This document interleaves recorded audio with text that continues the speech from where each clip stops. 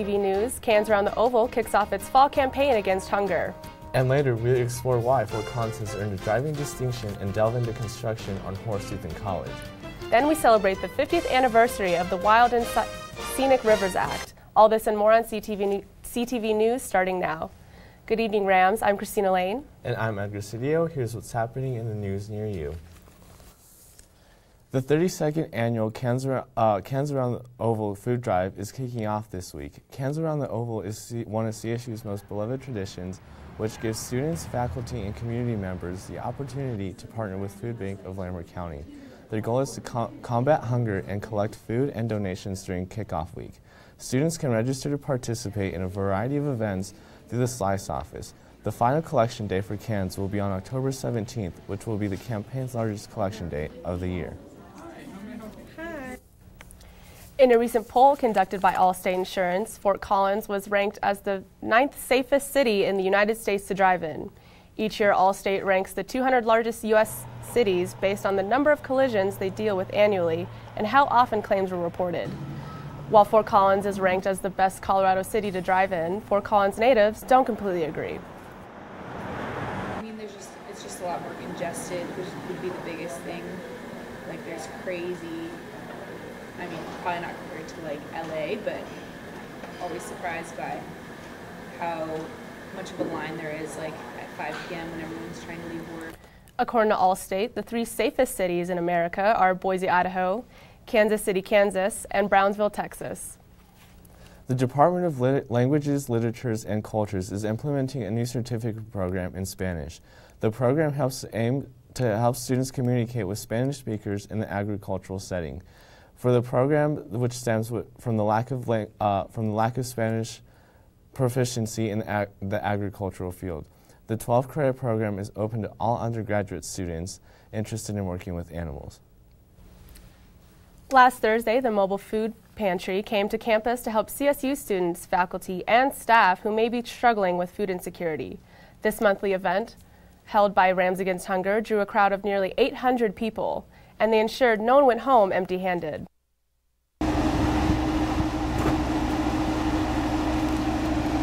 CSU Slice partnered with the Food Bank for Larimer County to bring the mobile food pantry to campus in order to help combat food insecurity. So I think there are many sort of formal definitions for food insecurity. At its basic level, it's when you don't have enough money to buy the food that you need to be healthy and happy.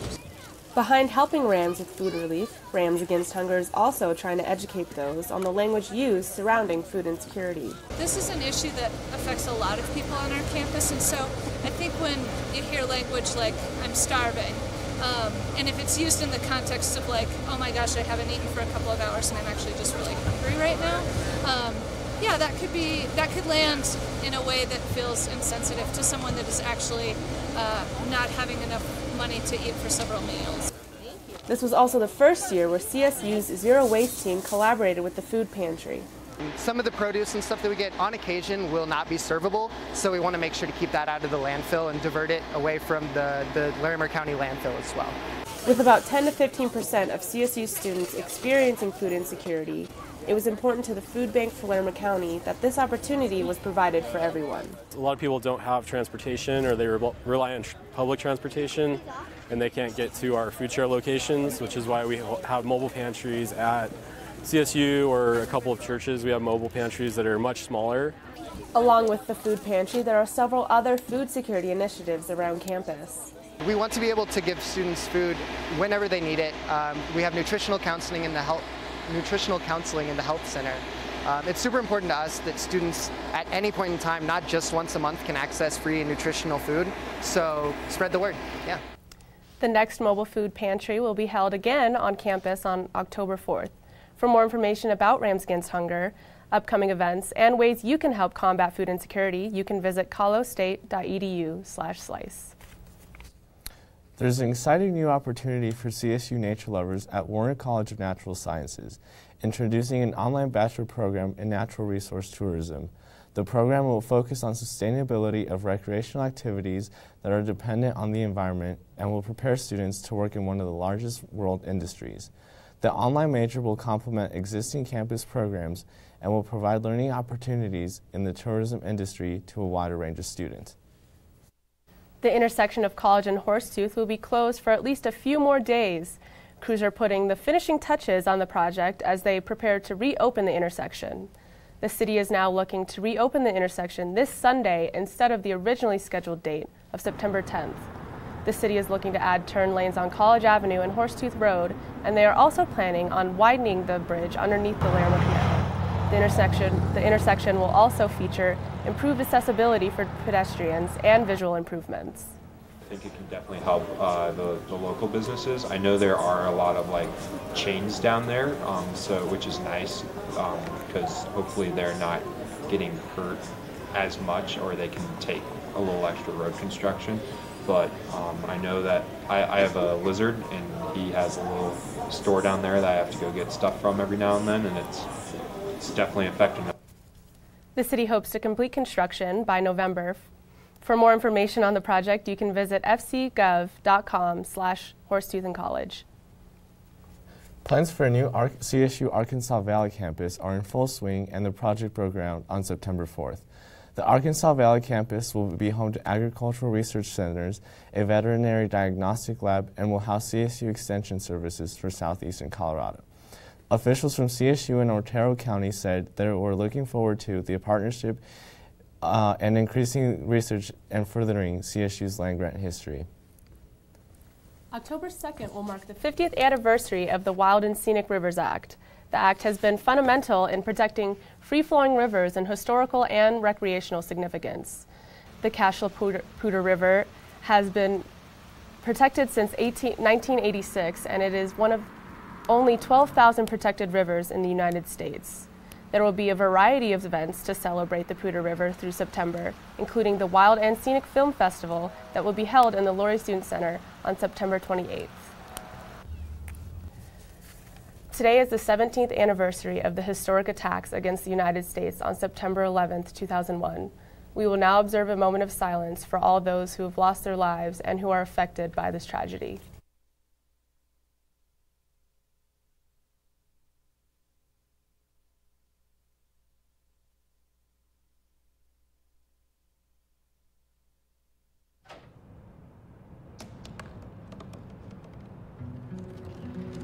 They said I couldn't dream.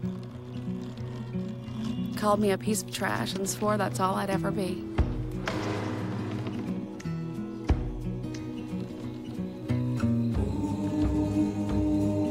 Said a bottle couldn't see the ocean.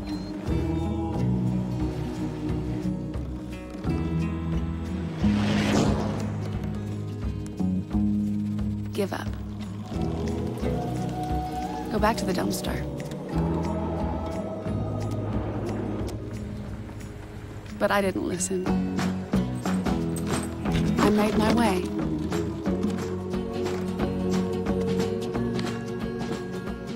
And now, I am what I've always wanted to be.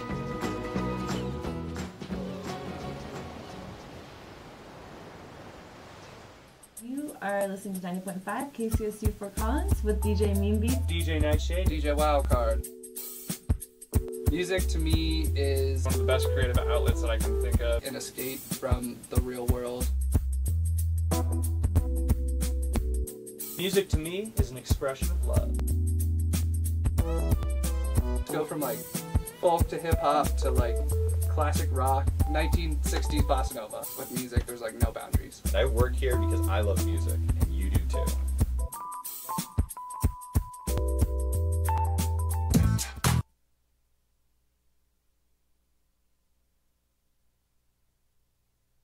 Good afternoon, Rams. I'm your weather anchor, Allie Peters, here with your current conditions. It's a nice 81 degrees here in Fort Collins right now, pretty warm going into your evening. This is a great night to get out and go watch your sunset. That's going to be coming up at 7:15 p.m. tonight. Today was a beautiful day here in Fort Collins. It was nice and warm with a slight breeze to cool everything off. It's still warm enough outside to wear shorts and t-shirts on campus, but fall is starting to come and the leaves are starting to change and they're beginning to fall off of the trees. Moving into the overnight lows, it's going to be coldest down in Gunnison on the southwest side of the state. Down the I-25 corridor, it's going to be the low 50s, high 50s, and 60 in Denver, and it's going to be around 60 on the east side over in Burlington. Tomorrow's forecast is going to be a high of 94. It's going to be very hot tomorrow, sunny with no clouds. A little bit of wind to cool down the day, but it is going to be a hot one. It's a great day to go out, do some outdoor activities while you can, and go watch your sunset tonight at 7:14 p.m. Tomorrow's highs for the state, it's going to be a very warm one for the state of Colorado. In the 90s for the most part, down the I-25 corridor, it's going to be 94 in Fort Collins and Denver, and down to 96 in Pueblo. Staying in the 90s on the east side, and coldest down in Telluride at 72 degrees. For your 5-day forecast, today was 91. Moving on with the week, it's going to stay in the 90s until Friday, going into your weekend. It's going to be a hot week compared to last week. It's a great week to go out, do some outdoor activities before fall starts coming in. Thank you for tuning in. I'm your weather anchor, Allie Peters, but stay tuned for sports with Jason.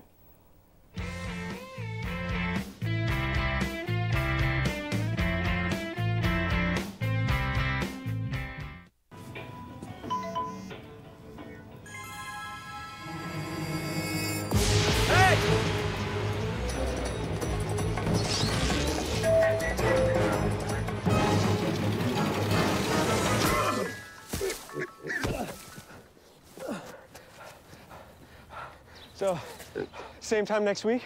Well, of course. Put away a few bucks, feel like $1 million. For free tips to help you save, go to Feed the Beat.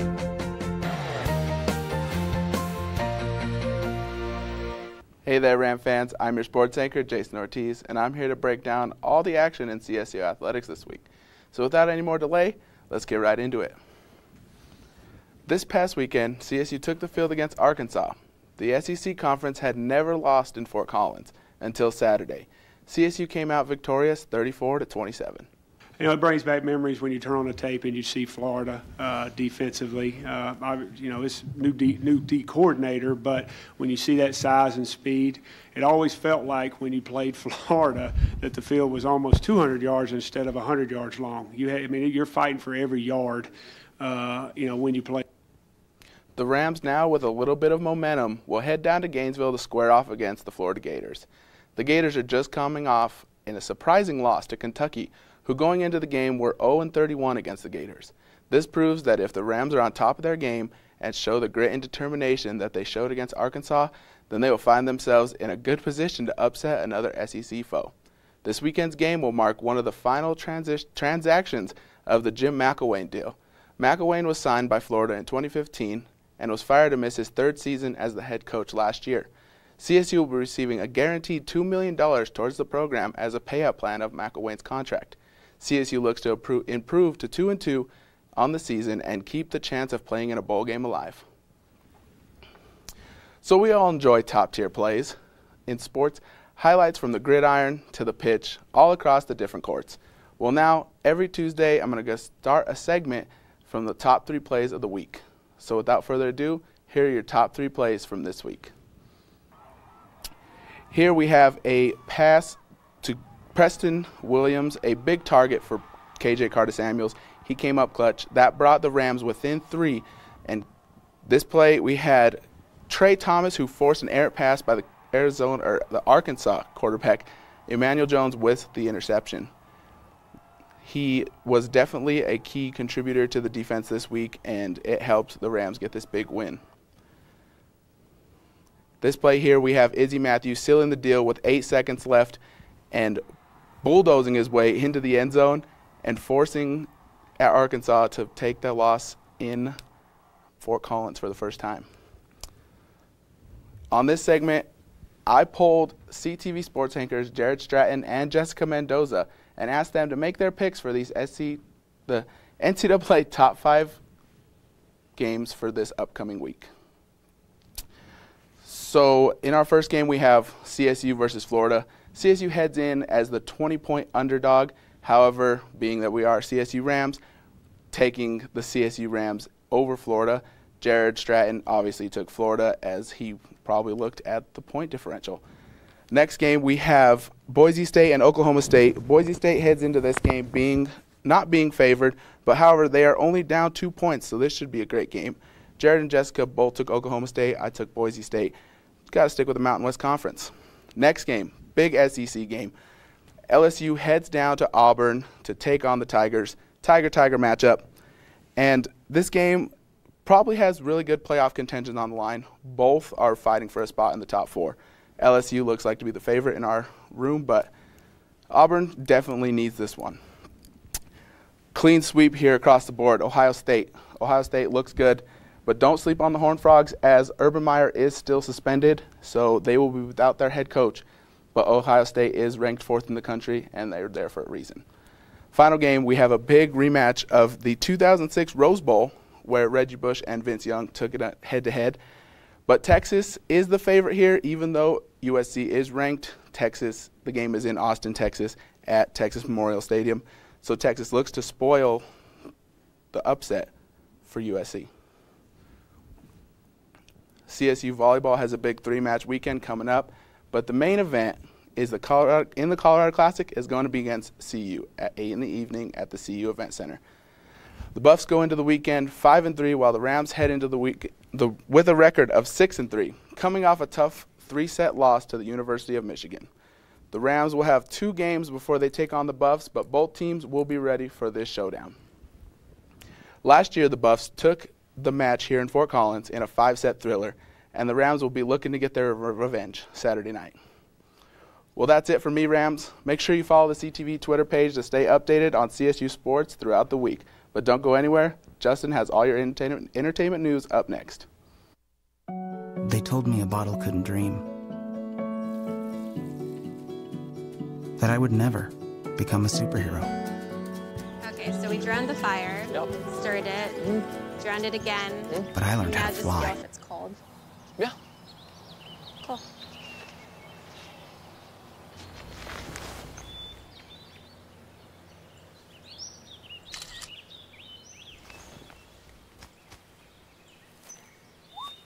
Smokey just gave me a bear hug. I know. I already posted it.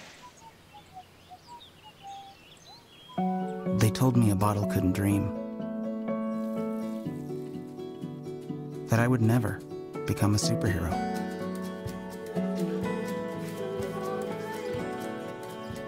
But I learned how to fly. Just to come back in a new disguise. And be the hero that I've always wanted to be.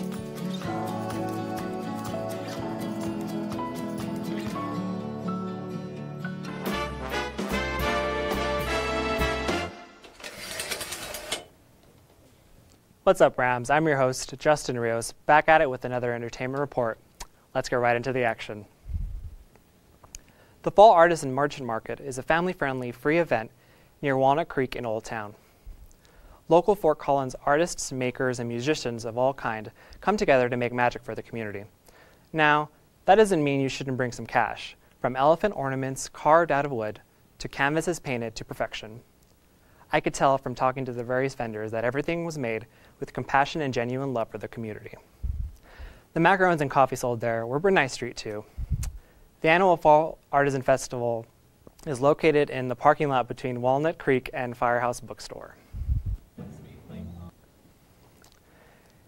It's hard to deal with the death of someone you love, especially when that person is close in age. Rapper Mac Miller died last Friday after going into cardiac arrest, appearing to suffer a drug overdose. According to the Los Angeles County Coroner's spokesperson, the autopsy was completed and the cause of death is yet to be determined. CSU offers a confidential Tell Someone line for students with concerns about safety and mental health issues. The Tell Someone hotline is 970-491-1350. Do you like cannabis? What about carnivals?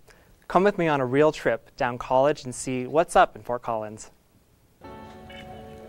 Got the munchies? The Smoke Joint Shop hosted the annual Cannabis Culture Carnival, which took place this past weekend. A carnival full of cannabis-themed games and a live glass blowing competition? I was immediately reeled in and had to know more. This is our annual Cannabis Culture Carnival.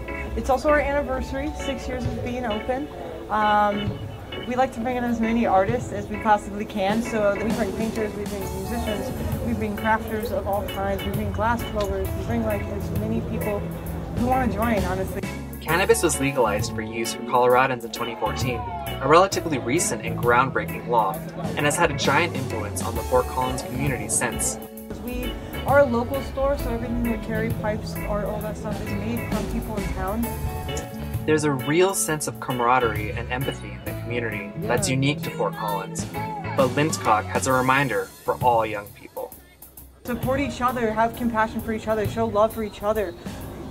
Be good to your neighbors, you know? I think that if we could all support our community and the people who crafted in our community and made things in our community, the world would be a different place. Big shout out to the Joint Smoke Shop.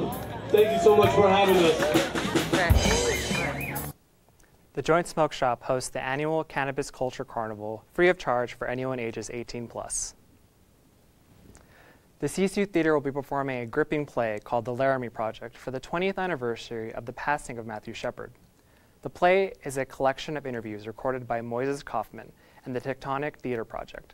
Shepard, an openly gay student at the University of Wyoming, was brutally beat and left to die outside of Laramie. He was taken to Poudre Valley Hospital, where he died from severe head trauma. CTV's entertainment show Ram Life will have more coverage on this tomorrow night at 7. Well, that's unfortunately all the time I have for you now. Tune in next Tuesday for some more exciting entertainment news. Stay safe. Fabulous evening, Rams.